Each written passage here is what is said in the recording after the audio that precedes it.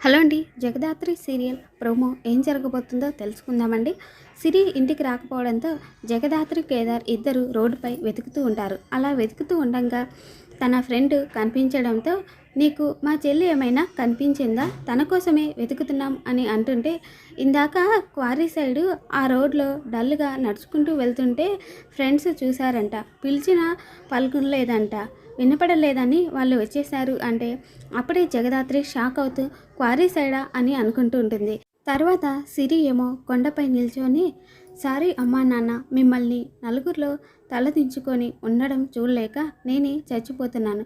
మీరు పరువు లేకపోతే బతకలేరని నాకు తెలుసు. నా వల్ల మీరందరూ నా కళ్ళ ముందే ఒక్కొక్కరుగా చనిపోవడం నేను చూడలేను.